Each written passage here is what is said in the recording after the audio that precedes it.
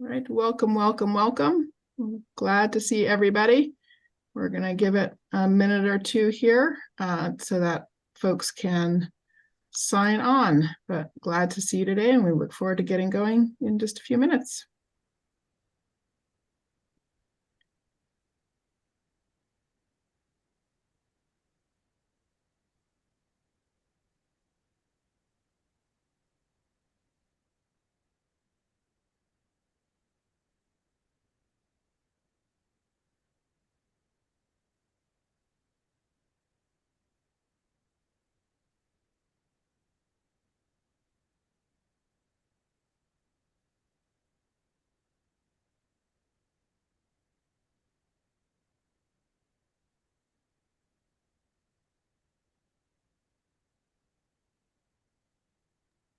All right, well, let me get going with introductions. I will move a little slowly here, and then a little bit of norm setting, and then really eager to get into this important conversation. So welcome. I'm Danielle Allen, and run with colleagues here the GETTING-Plurality Research Network.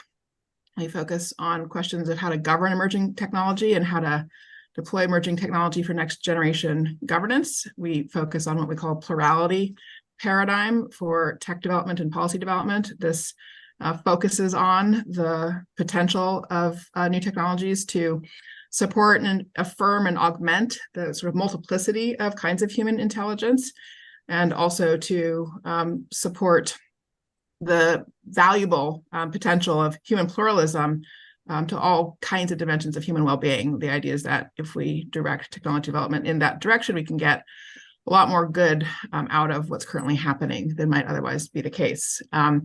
We are delighted to run a public research network so that new work in this space that is focused on, again, governing emerging technology and thinking about how to deploy technology for next generation governance, that these are sort of themes and subjects that can be addressed across disciplines in a rigorous academic context.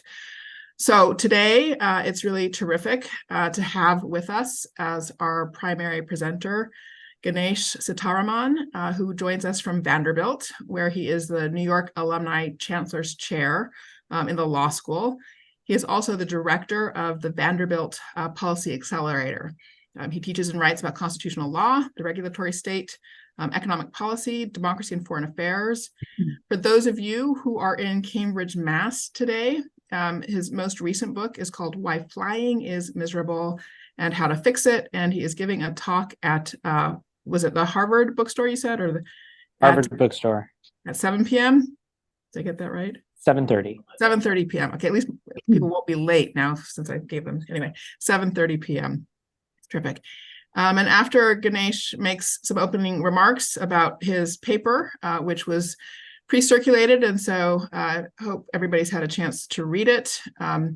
This is the paper called An Antimonopoly Approach to Governing Artificial Intelligence.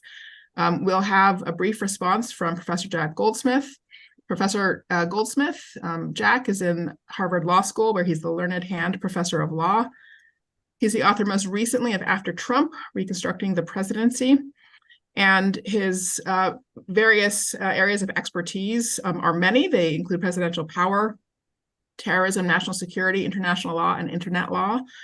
Before coming to Harvard, Jack served as Assistant Attorney General in the Office of Legal Counsel from October 2003 to July 2004, as well as having had many other public service roles. So it's a real pleasure and honor to have both of you here today for what I'm sure will be just a fantastic discussion.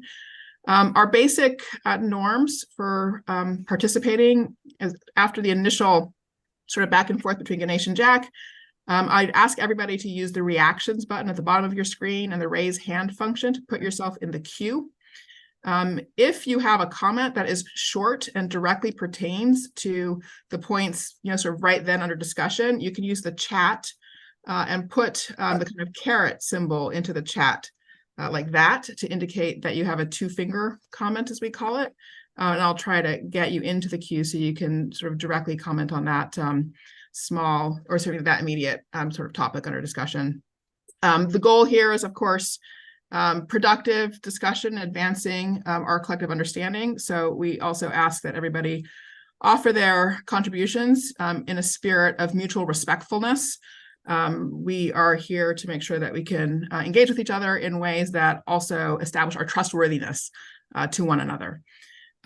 So before we actually get started, the one last thing I'd like to do from an introductory point of view is ask if everybody who is in the chat, or sorry, in the Zoom, could please put in the chat where you are Zooming in from. It would be great to know what the range of locations is in this conversation. Let's see. So all over Mexico City, London, Brazil, Montreal, Switzerland, Seattle, Washington, DC, New York, Cambridge, yay Cambridge, New Jersey, Galveston, Texas, Vermont. So you can see, Ganesh and Jack, we've got a really wide range of people here, Hong Kong, all time zones. So we can also be, aware of the fact that people are really making an effort to be a part of this important conversation. That's a testament, Ganesh, to your paper, which is so terrific. So with that, I will pass it over to you to introduce the paper, focus our attention briefly, and then over to Jack after that. Thank you. Well, thanks so much, Danielle, and thanks everyone for joining. I thought what I would do, because I know the norm here is that everyone has read the paper, is just give an overview of why I wrote it, or why Tejas and I wrote it, and some focus on a couple of points that I think are of interest. So the basic story behind this paper is that maybe in June at some point, there was a 2-week period where I probably got 10 phone calls from people saying, how should we regulate AI? And there was a lot of interest in this, and I had not planned on writing anything specifically about it.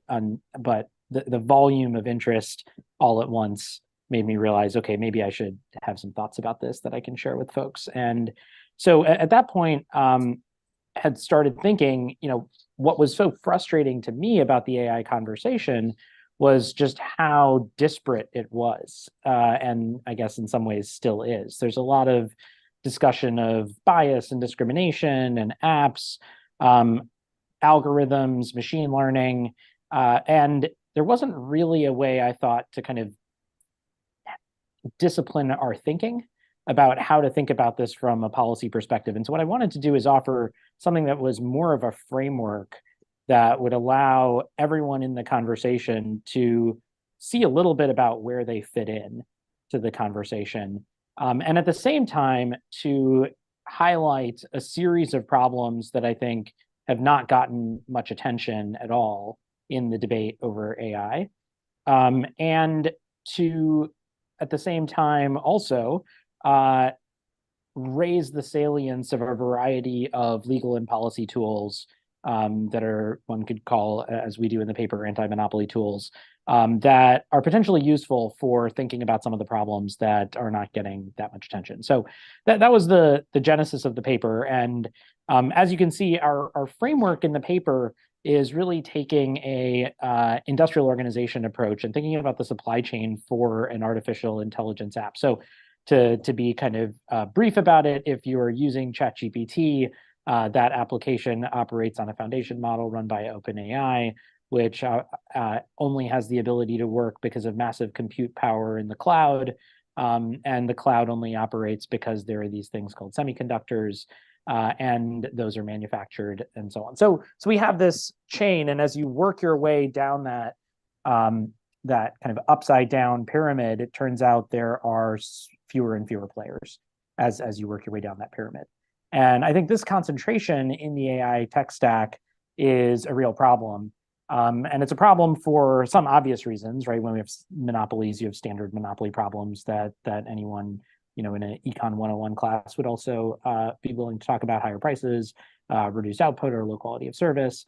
But there are additional problems that come up when you have these kind of utility-like or infrastructure-like services with respect particularly to downstream businesses that rely on them for a wide range of activities. And that's where questions about self-preferencing, foreclosure, vertical integration all come into play, which we talk about in the paper. And so part of what we wanted to do was highlight that the tech stack is already extremely consolidated in a number of areas, including specifically hardware, cloud, and foundation models, that vertical integration across the stack may be worrying for a variety of reasons. The standard ones, competition and innovation reasons, and for people who are only really interested in things like applications, that you should also be worried about concentration at lower levels of the stack, because vertical integration with concentration at those levels may mean foreclosure of future kinds of innovative applications. So that's the kind of point of what we were trying to do in the paper. I think it does, as a paper, I think we also did a couple of things that I think are interesting. One is, for most legal academics, there's a lot less interest, I think, in industrial analysis or sectoral study. And so, both the airline book and this one, this paper, are of a flavor where what we're not doing is saying, here's just a legal tool and theorizing about it, but are actually digging into how does an industry actually work? How is it set up? Who owns what? What are the big companies? What are the business lines? How do they integrate with each other? And that we need to start from that understanding in order to be able to solve policy problems and think about where to intervene, how to intervene, in what ways to intervene. And the solutions may be different in different parts of that industrial organization, but the only real way to know where to put those solutions or what solutions is to understand how the industry is structured and operates. So that's a kind of meta point that we do here, as opposed to, starting with just a particular harm that one might see in the world. A second thing that I'll just note that I think is interesting in the paper is, you hear a lot of discussion about how quickly things are moving in the technology space. We've been hearing that kind of thing for a long time. But, our point in the paper is that a lot of these structural concerns that we raise, really nothing turns on the specific speed or quality or capacity of the technology itself. And in those contexts, it may be that there are policy tools that we should adopt, and that could be adopted right now, and that there's no need to wait and see, but that we could actually move fast and regulate rather than hold off. So with that, I'm more interested in the conversation, so I'll stop there. It's just highlighting a few points, and I'm excited to hear, Jack, your comments and critiques, and for everyone else, your questions, thoughts, comments as well. Fantastic, Ganesh. I also realized I left out one norm when I started, which is that to the degree that you can, we know it's not always possible, but we are grateful for people to turn their cameras on. This is really about a community of people thinking and speaking together. So please do keep your cameras on. Okay. Again, obviously there's moments of exception that one needs a break, but we'd be grateful for that. Jack. My turn? Yes. So thanks so much for inviting me to comment. I'm especially pleased to be commenting on a paper by my brilliant former student. I enjoyed and learned a lot from this paper. I must warn you up front that I'm an expert neither in industrial organization nor artificial intelligence, nor neo-Brandeisian monopoly theory, which I take it that this is an exemplar of, although it doesn't use that phrase. So please take my comments in that light. I will say that I thought the descriptive account of the AI tech stack in the first section alone was worth the price of admission. I learned a ton from that, and it's by far the best analysis, descriptive analysis of that I've seen. I also came away with convinced that a deep understanding of industrial organization and market structure in this context is vital to whether and how the industry should be regulated. But I was less convinced of the scale and confidence of the case for anti-monopoly, the anti-monopoly case for governance here. And I'm just going to give 4 or 5 questions and examples. So the paper makes strong claims, and in places firm claims. They show that they claim to show that the industrial organization in AI suffers from market concentration, that AI oligopoly has undeniable economic, national security, and social and political consequences, that important elements of the AI sector are stable enough to invite regulation, and that regulation can facilitate more downstream innovation.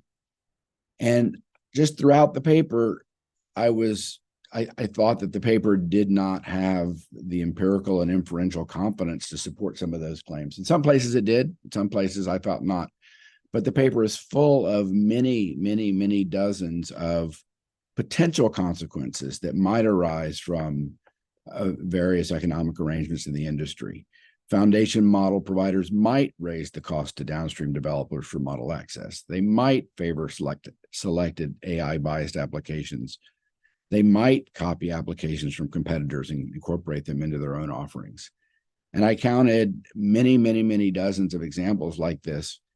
And so they might and they might not. And I'm just wondering, so the first question, to be confident in your regulatory approaches, we need to understand about how confident we are that these consequences will flow from these arrangements and how confident we are that these arrangements are static. So the first question is, are you, and I'm just not really sure, are you saying that you're confident enough about the way the industry is organized now that it's ripe for anti-monopoly regulation now? Or what seems like a much more plausible claim to me, but a weaker one, are you saying that anti-monopoly regulation could be a useful tool or even a necessary tool for understanding how to regulate? The latter seems second, there are so many different types of risks that artificial intelligence poses, as you point out in the paper. And even within the areas that you point out, there are many different types of risks that you don't mention. And I'm just going to mention one that I know a little bit about, and that's national security. You say that without much qualification that oligopoly has undesirable national security consequences. And you give a couple of examples. You say that concentration raises single point of failure for supply chain risks, which strikes me as correct. You say that oligopoly of cloud providers could be disrupted in a cyber attack that could adversely affect national security reliance. That seems less plausible to me, especially when compared to every plausible alternative. But there are lots of national security risks that you don't mention or discuss. Bigness across the stack is, as I understand it, at least with the people I've been discussing these issues with, thought to be advantageous if we're trying to regulate safety. If we're trying to ensure that that these models don't make available to the public how to build a nuclear bomb or how to build a biological bomb, my understanding is, or at least there's a powerful claim, that that's much easier to accomplish if you're regulating a few big entities than if you're trying to regulate lots of different entities. The same, I think, is true of cybersecurity. I probably disagree with you, but I don't have to be confident about this. I think it's a widely believed, but maybe contested, that cloud security is on balance more secure. Cloud holding things in the cloud is on balance more secure than all the plausible alternatives. So my basic point is we would need to know a hell of a lot more about the impact of bigness on a whole bunch more many more types of national security concerns before we could say with any confidence whether bigness was good or bad for national security. And this is a part of a more general comment about the paper. The paper strikes me as a kind of prolegomena to a book or setting out a research agenda. And the paper goes a mile wide and an inch deep, and it could go an inch wide and a mile deep on every one of these topics. And it would obviously be better if you could do that, but you're not doing this in a 30-page paper, so I understand that. But that was one reaction I had. You say that, I'm just going to say a few more things because I'm at 5 minutes now. Our analysis of the AI technology stack suggests that the problems we describe are a function of relatively stable intrinsic characteristics. Again, I'm not an expert on this. That strikes me as most true about what you say about the cloud.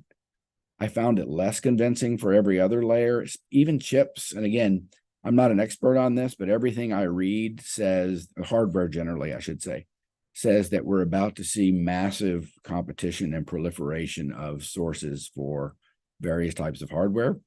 I might be wrong about that, but I just wasn't convinced that these characteristics are stable. I also wasn't convinced when you said that market structure is likely over time to result in less innovation than a more competitive market structure. Again, maybe I'm not one who thinks that we can't have enforcement because enforcement stifles innovation. I don't like those broad claims. But it's also true that this industry is really, really young. It's rapidly developing, and it's little understood. And more broadly, as I understand it, and there are economists here who can correct me, but the relationship between market structure and innovation, I know that's been heavily debated in economics for a long time. And my understanding, and I'm happy to be disabused, is that we don't have a lot of great empirical insight on that. And then last, I have one last claim and then a question is, I was confused at points about your claims about vertical integration. It does seem to me that there are examples where vertical integration can be useful in this space. And I think you say that in a couple of places, but there may be a case for vertical integration in some contexts. But then you say, that an appropriate regulator aided with the relevant expertise, empowered to collect technical information, and authorized to address the concerns of concentration and integration might be able to sort this out. And that's true, but that doesn't tell us anything about how they would sort it out. And so I just think we need to know a lot more about the benefits and costs of vertical integration in various ways before we can say with confidence that the anti-monopoly approach is the right one. The last thing is just a question. I just wonder what you think about the Biden executive order and how it impacts, if anything in the Biden executive order, which I think this paper was written before that finished, this draft was before that came out. If there's anything in the Biden executive order that impacts your analysis, it would be interesting to know.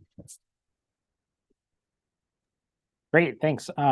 So a few responses to some of your points. So the first point about some of the claims being potentially strong, I'll go back through and look, and I'm open to weakening some of those points.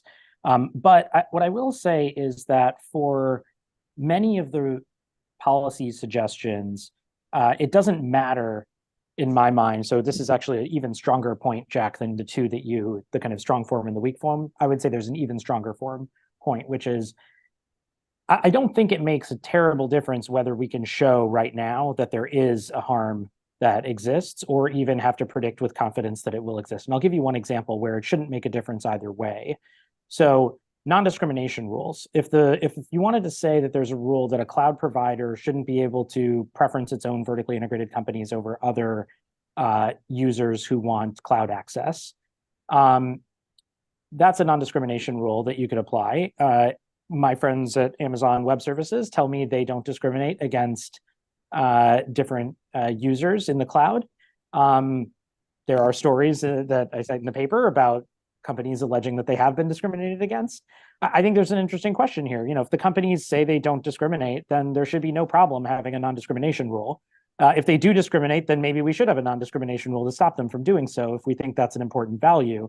Nothing about that turns on bigness or on proving that there's a harm. We could just say, for a certain layer of businesses, even to use an analogy, your electric company, they shouldn't be able to discriminate on providing electric service to your house because, Jack's a Republican or I'm a Democrat.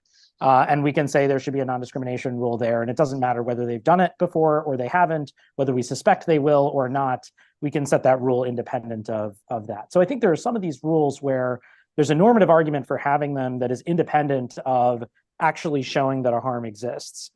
That's a much more radical claim than I think most economists or even law professors would want to support. But in all of this, I should say as a disclaimer, I say nothing for Tejas. He may have completely different views on all of the things that I'm going to say here. But to me, I think there's a strong case that some of these rules apply regardless of showing the harm, and non-discrimination is one example.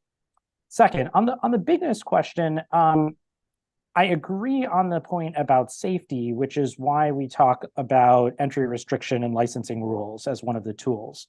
And that's one of the places where one of the purposes of entry restriction is to limit the number of players. There's a variety of justifications for that rule generally across regulated industries, but safety is one of them. I have this airplane book out, but that's a great example.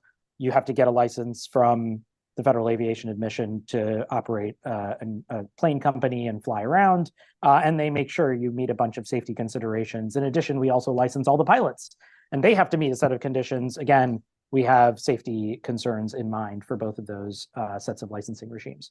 So see. I don't disagree with you on that there's a possibility there. The broader point that I would make, which I think is a challenge for us in the paper that we need to revise, and we've gotten this from other people but haven't done a full revision yet, is I think for a lot of people, anti-monopoly means breakups or more competition. And we don't mean it that way. We mean anti-monopoly to include potentially breakups or more competition, but potentially regulated oligopoly or regulated monopoly. And so, I think of regulated monopoly is anti-monopoly because the regulated part is the part that's doing the anti to the monopoly. And so in that sense, a lot of the proposals that I think we have in the section on networks, platforms, and utilities regulation, which in some sense, this whole paper is part of this broader effort that me and some other scholars have to revive this field of law that's been dead for about 50 years. That section is really getting at that, if you don't think cloud is going to be an area where we should expect hundreds of competitors like making coffee mugs or starting a restaurant on the street, you may want regulation of this sort in those industries where there's likely to be an oligopoly. And that is an anti-monopoly approach that is not the kind of common thing that the neo-Brandeisian antitrust folks might talk about. That's also why we, in the paper, are a bit pessimistic about the antitrust approach in general here, in part because it's an ex post approach that any of these harms, particularly the dynamic efficiency harms at in downstream layers of the stack, are likely to be addressed too little, too late if you have to actually bring antitrust cases. And if you want a good example of that, you can ask the folks at diapers.com how their business is going. So third point, competition claims and innovation. So again, here I would say, the non-discrimination rule and structural separations are good examples of ones that across a wide range of sectors, and our textbook on networks, platforms, and utilities does this in maybe a dozen sectors, were designed to encourage downstream innovation. And so one question about innovation that I think was a little bit unclear in your question, Jack, is, do we mean innovation at a particular layer or dynamic innovation in a different layer? And what we're focused on is innovation in downstream layers. So if you, again, have a cloud provider who then integrates at lower levels of the stack, or a foundation model who integrates into the application layer, what you could easily expect, as we've seen Amazon do, for example, is copy some interesting application, build it into their regime, get massive scale, and put the app developer out of business. And so you may end up with less innovation in the downstream layer because of concentration upstream and vertical integration. And that is a classic monopolist playbook. I can show you that example. I mean, we have it in our textbook in, railroads, telegraph, telephone, energy, both pipelines and electric, banking, we have it across, a couple dozen industries where that kind of thing happened. I mean, this is a standard Gilded Age, how to run a monopoly move. And so we think in this kind of sector, we should easily expect that this is what will likely happen. And again, if you're worried about the intervention, the policy response is a non-discrimination rule. And it's not obvious to me why we should be concerned about that from a regulatory perspective, unless what we think is desirable is for the equivalent of your electric company to also provide all the appliances and to be able to foreclose electricity usage for appliances that they don't also sell. And I think that's a hard to defend position. And so I don't see a reason in that case why, even if there's some question about how much innovation or less in the downstream markets, the policy solution tends to be positive for that kind of activity. Vertical integration claims, I think, are largely subsumed by the previous things that I just said, which is that's the concern about vertical integration primarily, and is solved by non-discrimination. Can I just press you, but what about the weighing the benefits of vertical integration against those costs? Yeah. Is that part of the calculus? So the place that you flagged there between chips and cloud with respect to ASICs specifically, I think there, and when you see this in other places, the net neutrality debate originally is one. I mean, Tim Wu's first article on net neutrality was partly making the case for some amount of integration. And I think to me, the question is, can you separate out business lines? Or are the business lines so interconnected that it doesn't make sense to think of them as two separate businesses? That's the kind of classic test from the common law of common carriage. It's the test in most of the regulated industries throughout US history in the law. And so things like separating out ownership of the railroad versus coal companies that ship coal over the railroad, which is the Hepburn Act of 1906. These are two different business lines, coal production versus railroad ownership, and the law says you can't be a railroad provider and also own any company that ships anything on the railroad, because they want to make sure the railroads are neutral and serve anybody who wants to ship any kind of activity. Now, there's a question if you're a railroad company that provides the service versus you also produce the tracks or produce the cars, right? Where is their integration? And this is a classic problem that's existed in a number of sectors. The Hushaphone and Carterphone cases in the telecommunications industry. Most people here probably won't know what these are, so I'll say a little bit about them. But AT&T, when it was a national monopolist in the mid-20th century, also produced the phones. The Bell system produced the telephones. And they said, we can't have attachments onto telephones because it will disrupt phone service. And so you can only buy things from the Bell system, and you can't put any attachments on it.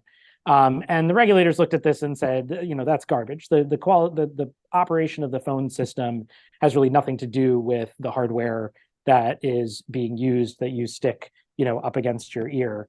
And there's no connection between those two things that, has anything to do with providing the quality of the service.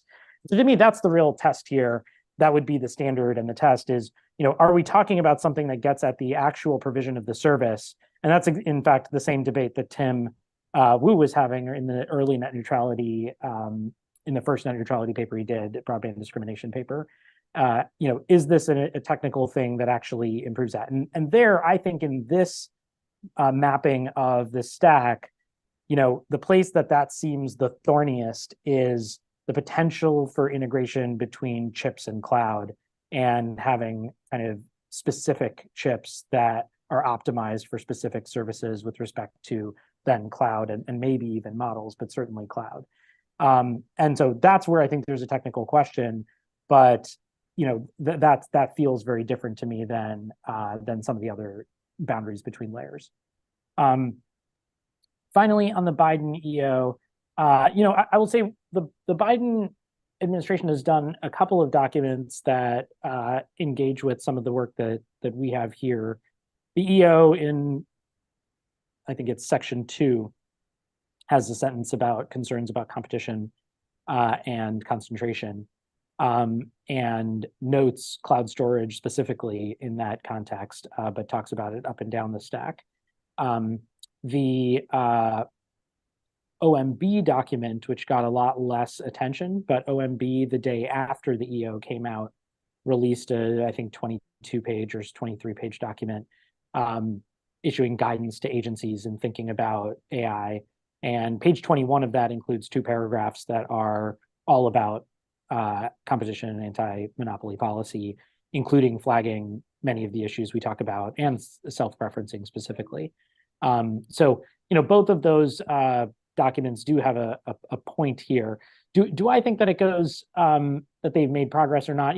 I mean, my view of the EOs is this is an administration that is trying as hard as it can to do as much as it can in every possible way, using every possible tool, but doesn't have legislative authority to actually build a comprehensive system that might make more sense if we could design a system as a whole. And so, my view is I don't fault them for that. I think people in government who are trying, and that's the probably the right thing for them to be doing, is fire on all cylinders as much as they can. But I think it will, to my mind, fall short if all we end up having, which is what we might end up with, is executive action. The other comment I'll say about the OMB, about the EO, is I think what was, to me, the most interesting point was just their willingness to use DPA authority, Defense Production Act, as a hook, because that at least signals an interest in not saying that this is just going to be self-regulation and we're going to trust the companies to do whatever they want, but actually that they want to be a little bit more forceful than that. And I think that is, I would say, is a departure from what we might have seen over the last 2 decades or more if other administrations had been confronted with the same approach. I think they probably would not have gone so far as to use the DPA authority.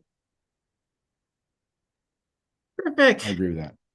Thank you so much, both Jack for the response and Ganesh for engaging there. So the floor is open. So again, please use the raise hand function and put yourself on the queue.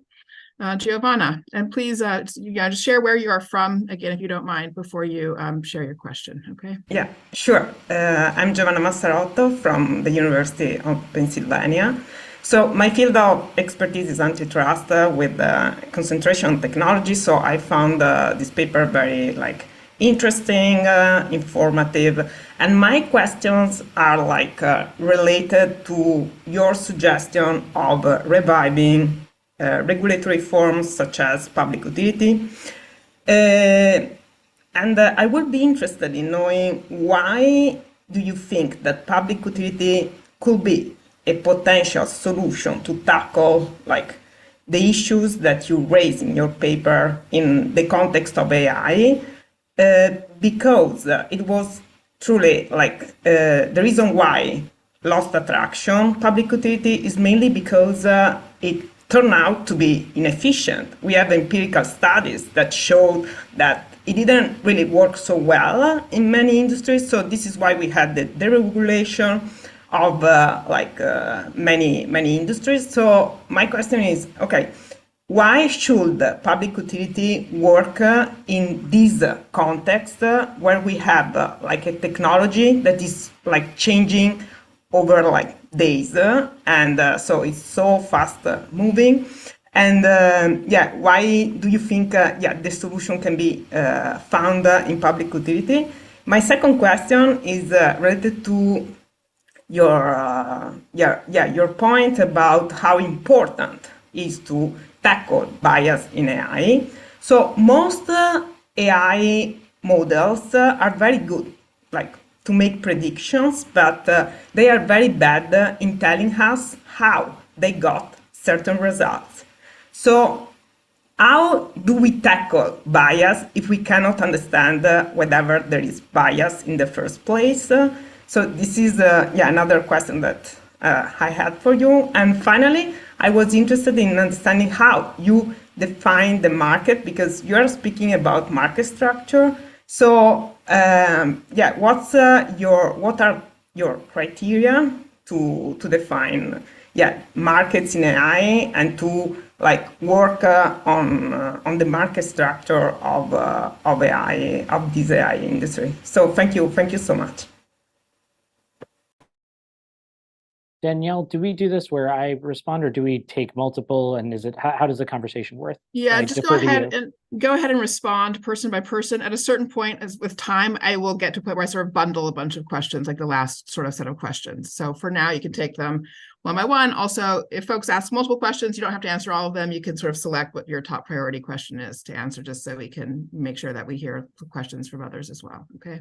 Great. So couple of responses. So first, on the public utility thing, so the AI paper in some ways is a example in an area of what I'm trying to do in other work, which is the revival of the public utility set of tools and ideas. And so I have a new 1,200-page textbook out called Networks, Platforms, and Utilities, which covers the law and policy of public utilities over history in the United States across a whole bunch of different sectors and more generally.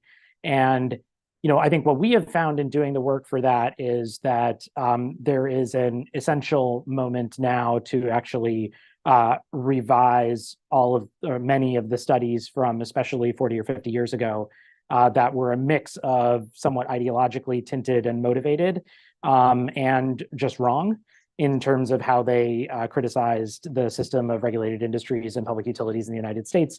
Some of those, particularly papers by Stigler, were debunked, in the 90s, including by fellow travelers of the Chicago School like George Priest, and yet still get cited all the time as examples of why the system doesn't work, even though they have been proven to be based on historically faulty information and analyses. So part of our goal more broadly is to move beyond the sense that regulation in these areas, public utility style regulation, is as a class problematic. I think our view in the textbook and otherwise is that there are pros and cons and trade-offs to any system of regulation, law, policy, and we should be clear-eyed about what those trade-offs are. That efficiencies in some places mean problems in other places, and that we have multiple normative sets of goals that could be satisfied by different sets of policies, and that we shouldn't necessarily assume that only one normative goal is the driving one. And so, the combination of those things is partly why we think public utility is useful. So I don't start from the premise that your question starts from, which is that this is a field and set of tools that are not useful. In fact, we have lots of good examples about how they were extremely useful at solving particular problems, and worked quite well to do so. On the bias question, I will defer to others on that. I mean, we don't say much about this in the paper because I don't think it is the central thing that we can contribute in the paper from the perspective that we're taking. With respect to market structure, this is why we thought about it as the stack, because it allows you, instead of saying AI, which I find quite amorphous, are we talking about an algorithm, a model, a data set? Are we talking about an application? Like, I just don't know what we're talking about often when we say AI. But this way you can say, okay, well, cloud is a identifiable service, and we can think about cloud as a service and its provision. We can think about production of semiconductors. We can think about models. And that, to me, is a much easier way to start thinking about market analysis. Great, terrific. Thank you. Thank you so much. Alex. Hey, I'm actually in the room here with Ganesh. So, hey there. So you might hear some feedback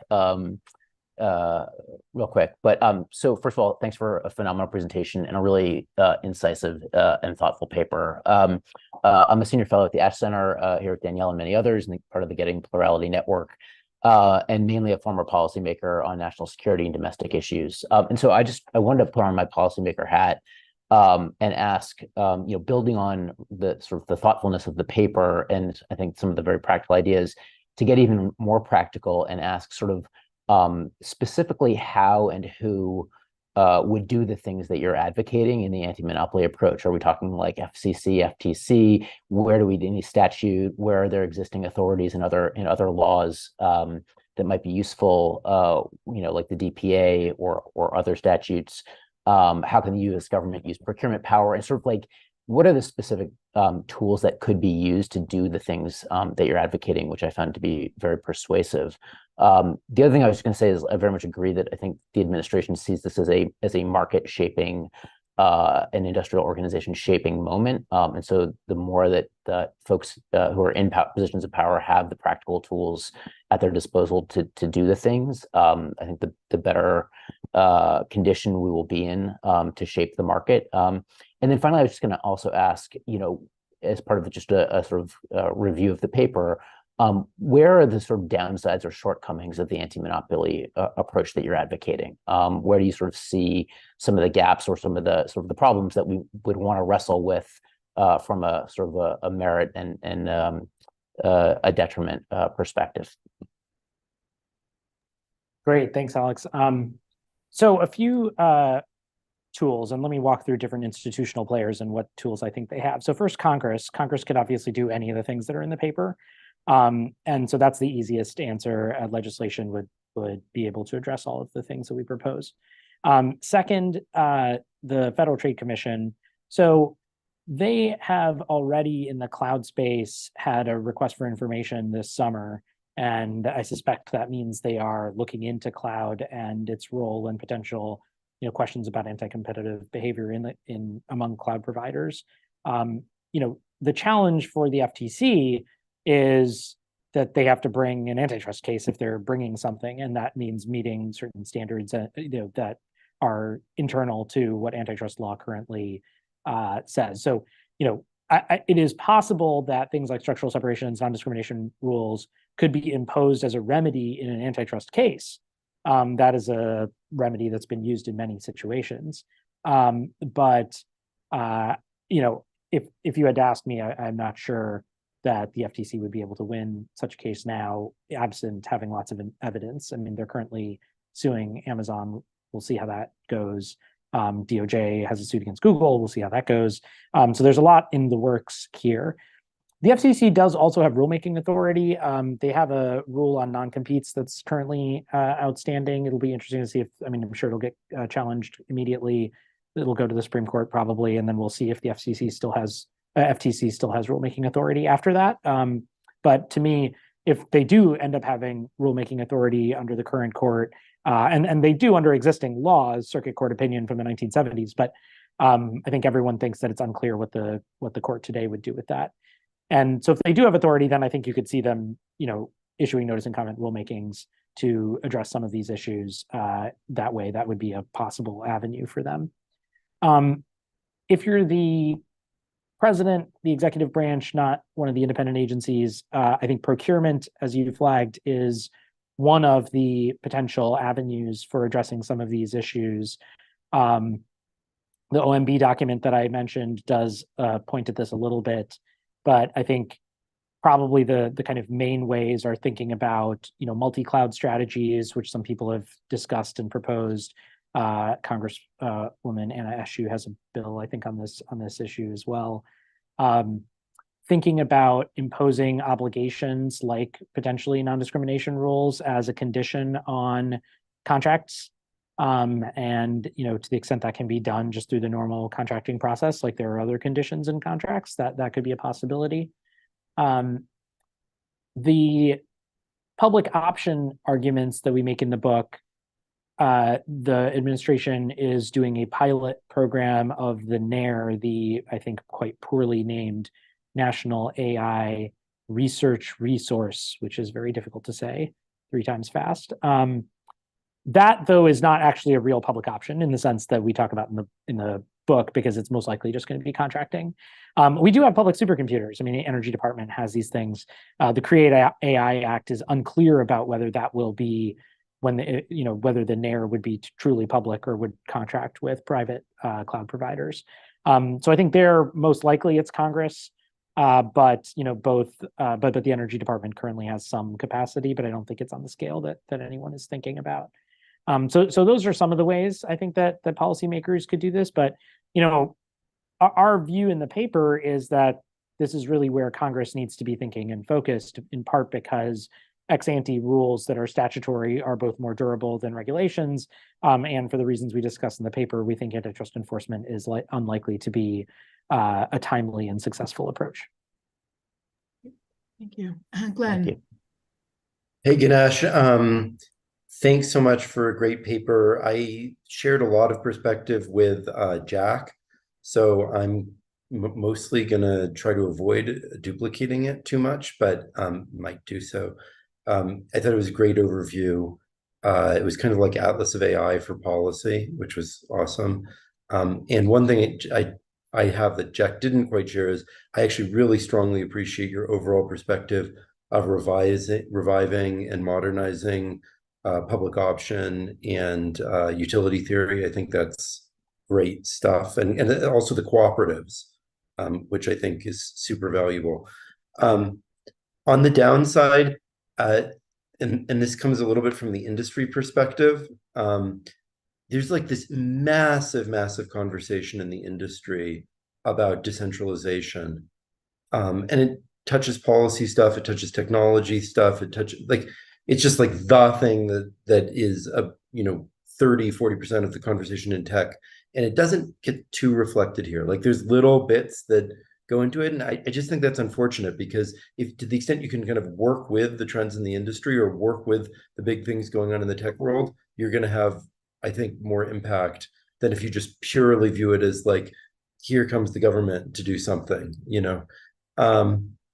I also thought that it didn't engage as much as I hoped it would with the business models that are unique of OpenAI and Anthropic, and the way in which sort of regulatory interventions might work with those models to establish a kind of cooperative space or to sort of reinforce the trends in that direction. So I'd encourage you to engage with that if you can.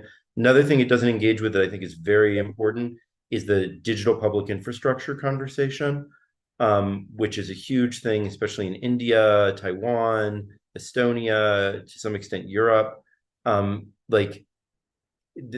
public option to me doesn't quite capture it, because public option, maybe you intended to, or maybe you could evolve it to, but it's like very focused on, let's just replicate something the private sector is doing, rather than the way that the internet was developed, which was that there was a fundamental set of capabilities that was primarily driven by the public and public research investment for the purposes of allowing decentralization to flourish, because they knew that otherwise it would be monopolized.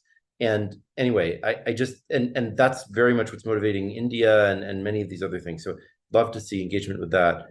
Mostly echoing Jack, but just throwing a few more things in. There are just like a bunch of issues here that are deeply entangled with the industrial structure of the industry that are not really primarily anti-monopoly issues, and so you don't raise them, but I think disposition a lot of the attractiveness of different tools, and probably are worth at least mentioning. So these include the international issues, because these are such international platforms that creates all kinds of international issues, from just like competition issues related to international trade to issues around national security, open source models and the way that those could totally transform the space around the large models, and engage just a little bit with it, but there's all kinds of concerns around those. Data contributors' rights and intellectual property, that can even be seen as a market power issue on the data acquisition side.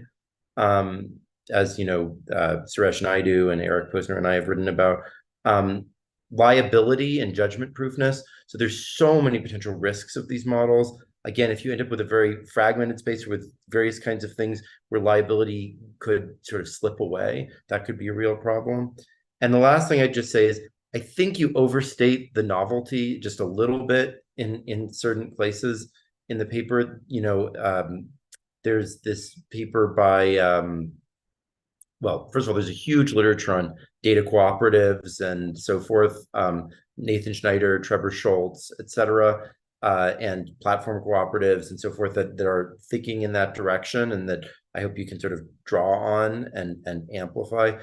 There's also Sandy Pentland's paper about sort of competition policy, et cetera. I think I like yours in many ways more. I think it's more sophisticated and subtle, but anyways, just so you're aware. That's great. Can I, instead of responding, throw a couple of things back to you? So first, agree on a lot of the other issues, and things like open source we have on our list of things to do in revisions and to add a lot more about. The place I want to ask you to say a little bit more is, can you say a little bit more about what you mean by decentralization and what you mean by Anthropic and OpenAI's special business models as applied here? I think just it'd be helpful to have a little bit more about what you're thinking about, so we can think about it as we revise the paper. So this is less true on the chip side. There's a bunch of other things to be said on the chip side, but on the both on the cloud and the model side, there's like huge movements for, and open source is part of it, but it's not the only part of it, decentralized provision of the relevant services that would disrupt the underlying concentration dynamics that you're worried about. So like on the cloud side, there's been a movement really back before the internet. It was actually part of the original motivation of the internet to try to enable distributed sharing of computational resources. And it hasn't gotten that far, largely because the public investment in it dried up. But like, this is a perfect space for me for, and Gaia X is a slight caveat on that, because it's trying to achieve some of that. But like, you know, obviously Europe has not made that scale of investment relative to what was made in the internet and blah, blah, blah. Anyways, so like that to me is a super powerful, if you want to disrupt the cloud space, making an investment in allowing the 10x or maybe even 100x computational resources that exist in laptops like the one I'm using right now to become part of the training in a decentralized way that wouldn't be under the control of those platforms, but would require a bunch of infrastructure to make that true. I think it's just this incredible possibility. Mesh networks is another example that's sort of in that same general space of possibilities. So I think that's, to me, an incredibly powerful policy lever. And there's just like huge discussion, both in the private sector and in these like DPI conversations about using those types of approaches. On the models, you know, open source is like a rough approximation of it, but there's also open data elements to it. There's federated learning that you do mention, but then there's a lot of things that complement federated learning, various kinds of privacy enhancing technologies. So there's just like, there's like a whole movement to try to like both through public and private means, create an infrastructure that undermines the centralization that you're worried about. And sort of aligning yourself to that, both technically and also politically, I think in the right way, that's not overly just like blockchain or whatever, it is potentially a source of leverage for you. That's super helpful. Thank you. And on the models, OpenAI has a very weird and interesting corporate structure, and Anthropic, like, you know, an order of magnitude even more, where they are really trying to think about things like cooperative, but even more sophisticated, where they're thinking about all the different stakeholders that are involved and they should have a voice in managing the company. And I'm not saying they're doing it right. And in fact, the need for capital and the inability to raise capital from public sources, which they tried to do, by the way, both made significant efforts to raise capital from public sources, but that has partially undermined this. But if the publics were to step in with resources and step in with regulations that made it hard to do what they don't want to do but are being dragged into do to get capital, it could reinforce their ability to achieve what they initially aimed at, which was precisely a more cooperative type structure. So I just think that's a chance that you have to like actually work with the people who are trying to achieve that goal and use a variety of different positive and negative policy levers to sort of support that movement that already is nascent. It's a great point. I've talked to people at Anthropic, and the main thing they were first excited about, as I told them about the paper, was exactly this point about cooperatives. So I'll follow up more on that and think about how we can do more with that. Great, thank you. Pooja. Hi, Ganesh. Nice to see you again. So I really appreciate this paper. I agree with all your concerns and consequences, and actually take them as a given. So I accept all your premises and the seriousness of the challenge. My issue is actually more with the methods, and my comments here are kind of going to echo what Glenn is saying, but take it maybe a step deeper. So I thought the most promising idea here was on cooperative governance, you know, where users control the network. But even there, you know, the devil's in the details, and we want something more than just like one user, one vote. Because if we do end up with oligopolistic competition, then we're susceptible to majoritarian influences that will dominate, or maybe at best we reinforce existing polarizations and divisions rather than cutting power across new lines. So I would, in thinking about decentralization and cooperative governance, one thing to think about is as a check on power is actually the data itself. You know, mainly if we allow participants to bound their data and, like you say, federate it, or maybe use some other privacy preserving method, and even trade off their informational differences, then we actually are returning power back, you know, to individuals and communities and groups and set networks that generate this data. And then, you know, you don't even necessarily need to mandate federated learning, because there's ample incentive for, you know, groups to only reveal partial aspects and not the whole, and maintain this essentially collective bargaining power as a check. So, you know, another way to think about it is like your paper kind of works from the bottom of the stack to the, you know, to the top. And what I'm talking about is more of kind of the social identity layer and moving from the top of the stack down. And if there was another recommendation, it might be this kind of government DARPA style or ARPA style investment in this kind of missing layer of the internet, the social identity layer, which can enable these kind of richer experiments in decentralization.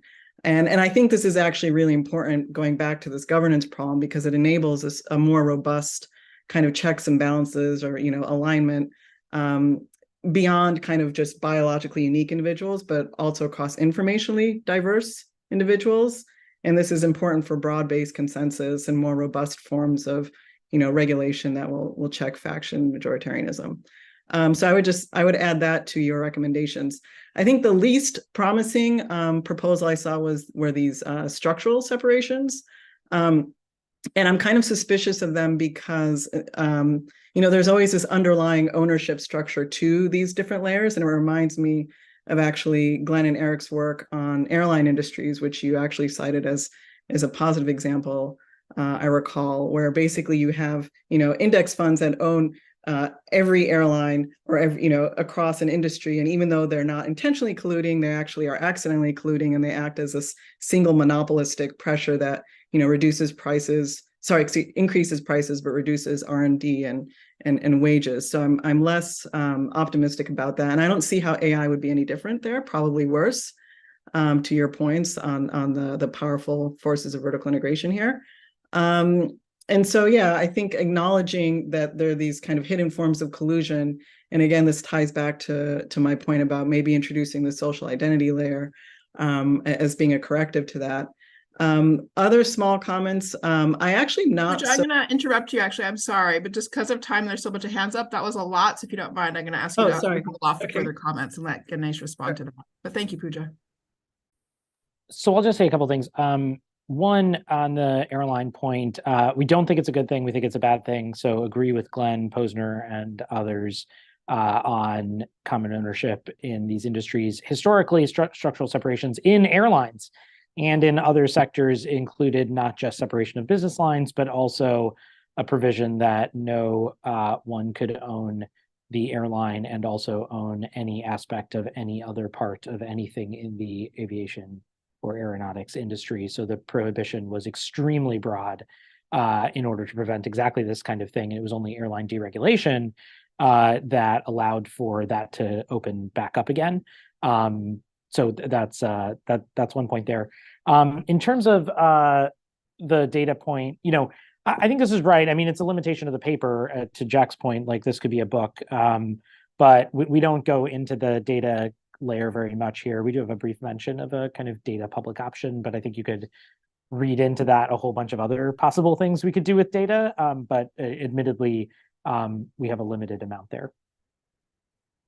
Great, thank you so much. I'm going to now bundle questions because we're coming up to the end. So Richard and John, if you could both share your questions, and then Bill and Charlotte. Charlotte, you put your hand down, but I'll ask you to put it back up since you had a question. You can do your two as well, and then we'll wrap up. We always conclude by asking everybody to share what's the kind of question you're leaving the space with in the chat so that Ganesh can take all of that with him. So I'll ask you to hold off using the chat for now because we just can't. It's a rich conversation. We cannot actually process both things simultaneously. So let's keep our focus on the screens, the Zoom conversation, bundle the questions, and we'll use chat at the very end. Appreciate everybody's obliging me on this. So Richard and then John. Thanks. Yeah, I thought this was a really great overall structure for this. At the same time, I want to sort of pursue some of the things Glenn and Pooja raised, and in a slightly different angle.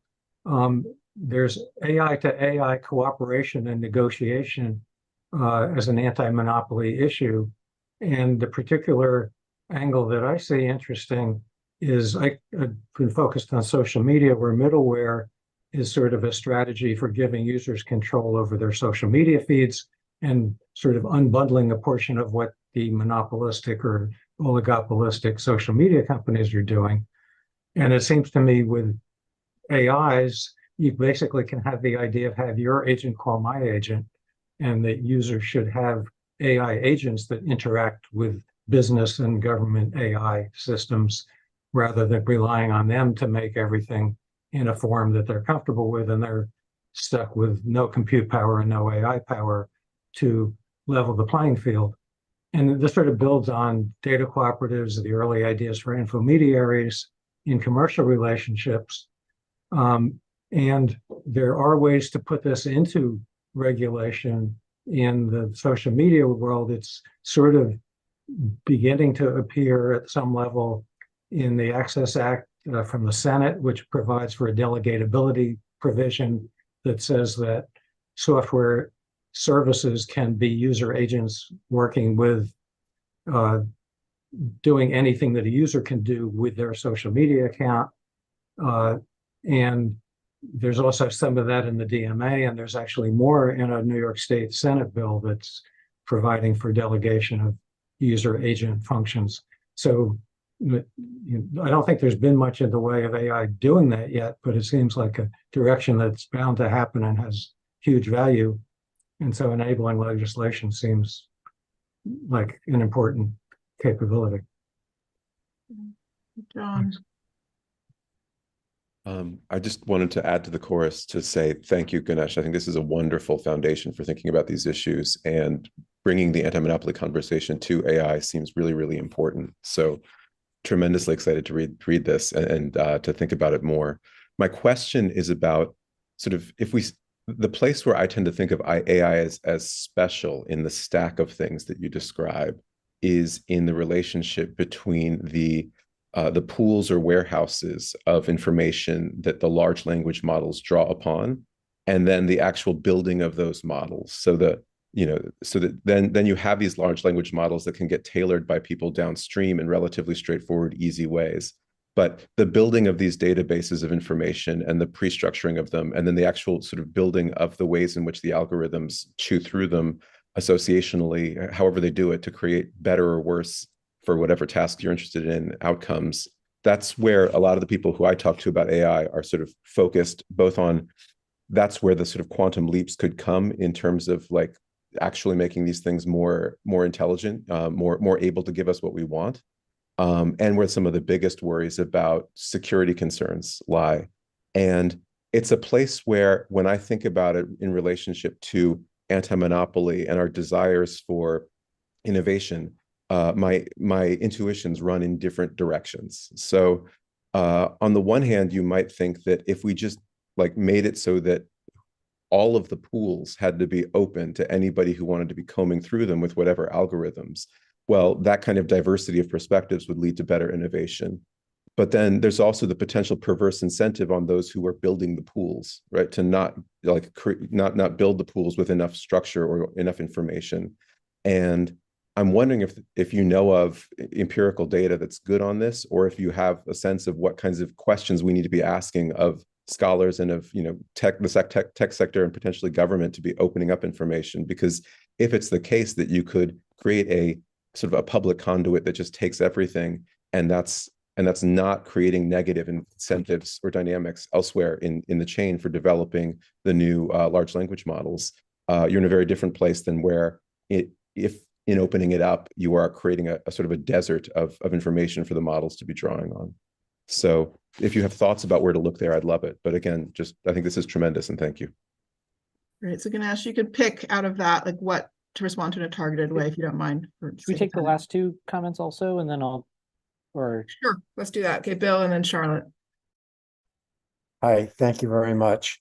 Bill Hauser, Harvard graduate student and alum. In one section of the paper, you discuss issues related to democracy, and I want to delve a little bit further into that. Many of you might know the name Ian Bremmer. He is a preeminent expert on geopolitics, heads up the firm Eurasia Group. At the start of the year, in their annual report, Eurasia highlighted AI under their top risks for the year, under weapons of mass disruption. And I'll quote Bremmer: "A small group of individuals has amassed an extraordinary amount of power, making decisions of profound geopolitical consequence with limited information in opaque environments. Is the tech centibillionaire a bigger threat to global instability than Putin or Xi? Tech innovation has been a liberalizing force, but today the U.S. has been the principal exporter of tools that undermine democracy, not intentionally, but nonetheless as a direct consequence of the business models driving growth." So I'm going to ask a question that some innovators in the space have already asked, and big question, controversial, but is regulation of AI already moving beyond the capabilities of any institutional frameworks? Thanks, Bill. Charlotte. Hi, thank you so much. MIT economics PhD student. I have 3 short comments. The first one is about the international dimension of Charlotte, you just get one at this point. I'm really sorry about that. If you don't mind, just to focus on one, okay? Okay, yeah, cool. Then I will just, I guess my main question is the international dimension of this. Like, we see already in the EU AI hiccup that countries get like more anxious about not leading in these industries that have these winner takes all dynamics. And I would love to see much more about how to integrate kind of anti-monopoly agenda with various kind of concerns about national sovereignty, and what happens with all these countries that are kind of lagging behind China and the US and are anxious about regulating. Great. But thanks so much. Thank you very much, Charlotte. Appreciate Thanks. Great questions, everyone, and thanks so much for everyone engaging in the work so deeply. Why don't I just take a couple of broad points just to close us out.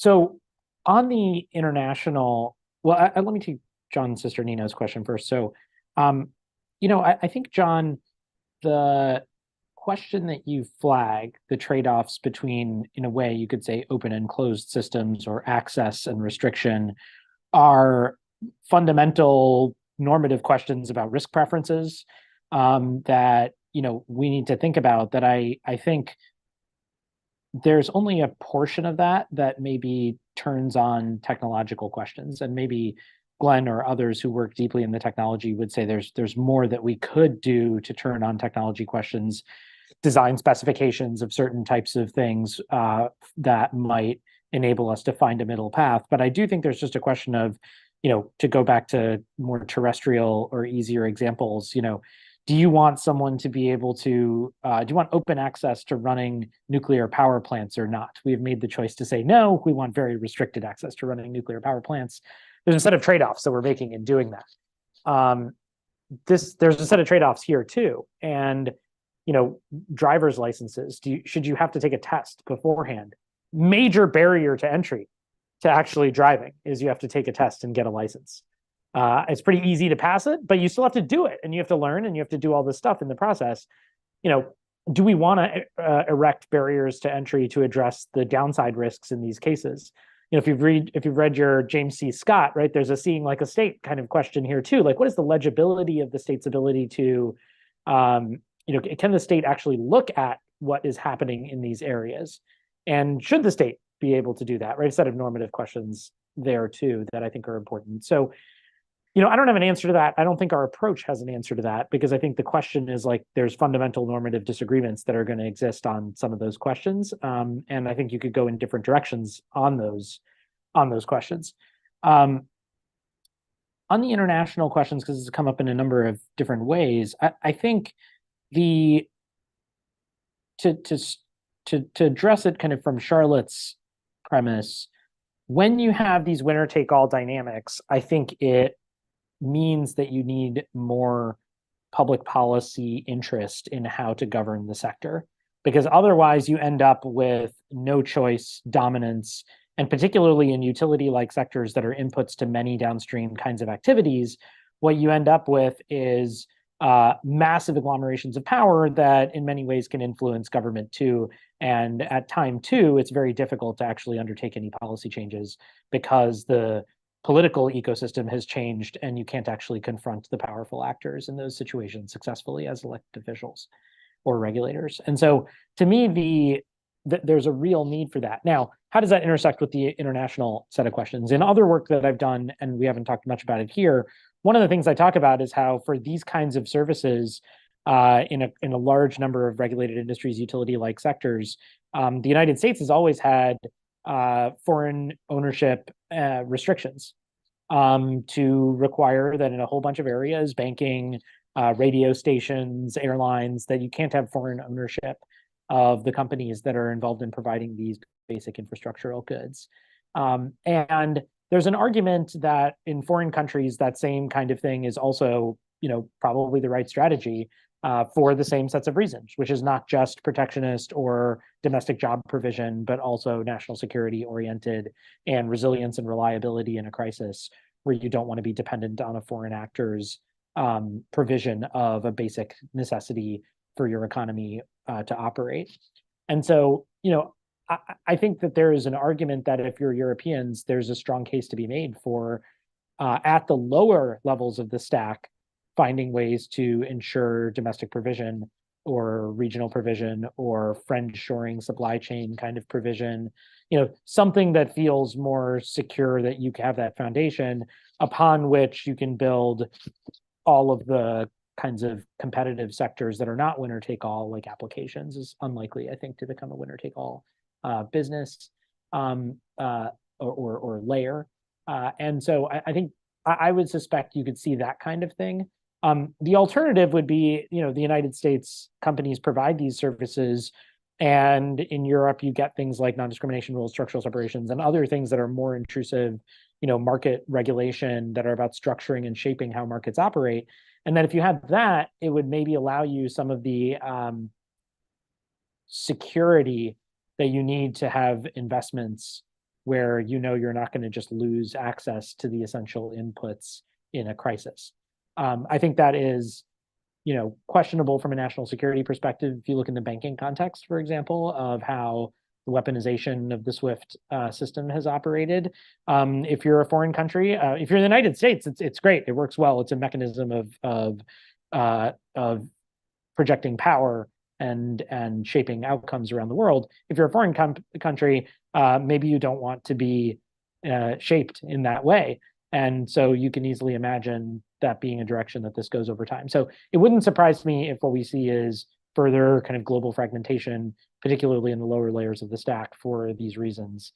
It would in fact surprise me if we move in the opposite direction. Thank you for those rich responses, Ganesh. We are gonna wrap up at 1:20. And so what I would like to do just for our last few minutes is to invite everybody to share the question that you have in your head right now, top of mind. Several of you have already shared some great questions in the chat. Let's go ahead and take a couple of minutes. Everybody can put a further question in the chat. I don't think we'll have time today for Ganesh to be able to read through them and pick one to respond to close this out, but we'll collect the questions and then Ganesh can take them away as a parting gift from everybody here. So let's do that for 2 minutes and then we'll say farewell once all those questions are in the chat.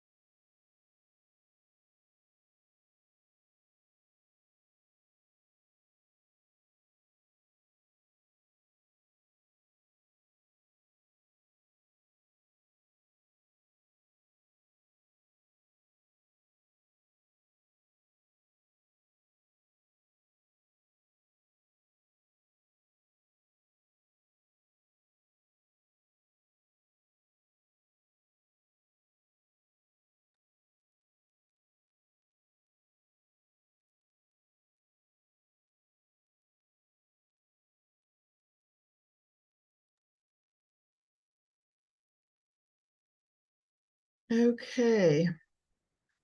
Thank you all for taking the time to share a further question here. We will copy and paste over into a document for you, Ganesh, or otherwise capture. Thank you. These are terrific. Yeah. So if you have any last word you want to say, and we'll close out, that'd be great. Well, let me just end by thanking you all for engaging so seriously with the paper. I know it was very long and maybe a slog at times, but this is also extremely helpful comments, and we'll look forward to incorporating as many of them as we can as we make edits. Fantastic. Thank you very much. Let's unmute and give Ganesh a round of applause. Thank you all. Bravo. Fantastic. Really Thank you. Thank you. Thank you so much for Thank being you. with us. Thanks, everyone. Thank you. Thank you so much.